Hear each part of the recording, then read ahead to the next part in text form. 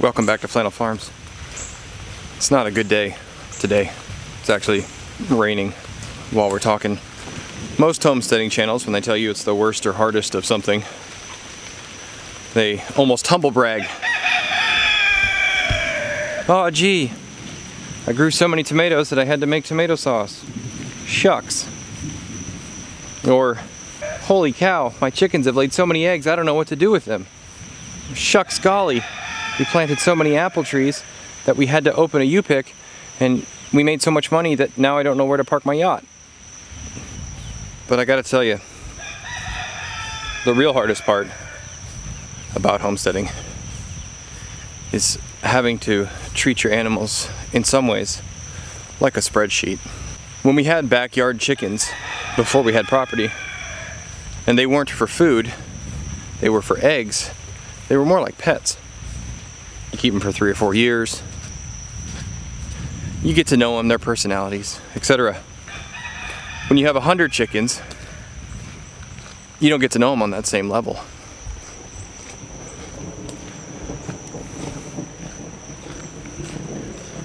Well, it's the same way with our pigs. We had 4 pigs, and one of them got sick. And we did our best. We treated them. But at some point, you have to cut your losses.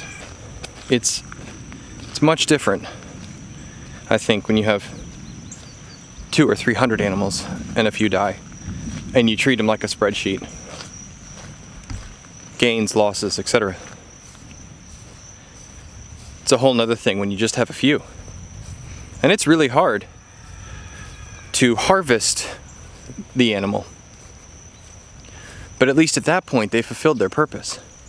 All of these animals have purpose here. They're not pets. But when you have to put one down because they got sick under your care and you couldn't fix it, it's tough.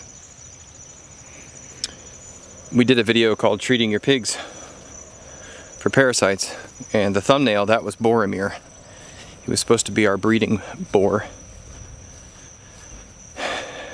and we had to put him down.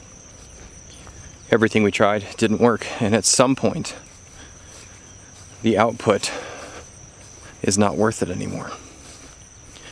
Now, if you have pets and you spend a fortune on your pet, I understand. I really do.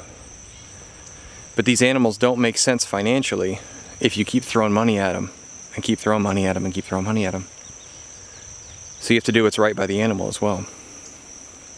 So we had to put him down.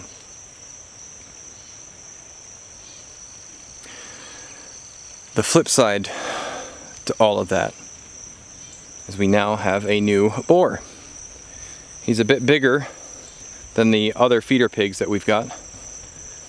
His name is Buddy. I'd like y'all to meet him. Hey, Buddy. Buddy is a mixed breed. He's got some Berkshire in him. A little bit of Ossabaw. Really, he's a mutt. And that's okay. He's currently being hot wire trained. We have a video on that.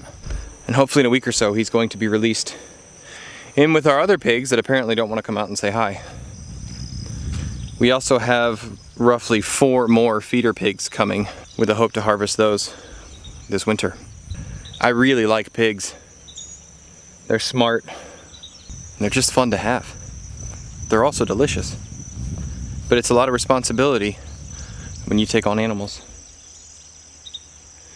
Didn't feel this way about culling chickens when I've had to do that. But I think that's because chickens just aren't a very smart animal. They just don't have that same type of personality. You can't hot wire train a chicken.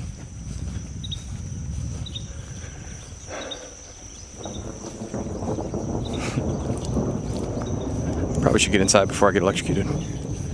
This video isn't exactly a warning,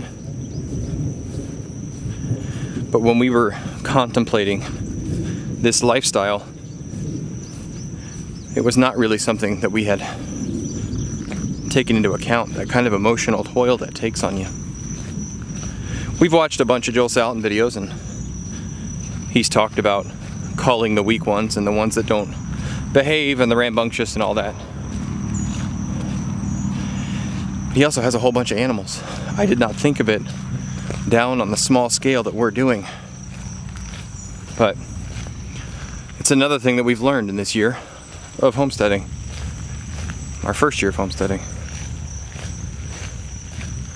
I appreciate you being with me here today and listening to me as I kind of decompress a little from this particular experience. Hoping it's one we don't have to do again anytime soon. A bunch of you did reach out when we were talking about the sick boar and offer suggestions, and I really appreciate it. It meant a lot to us.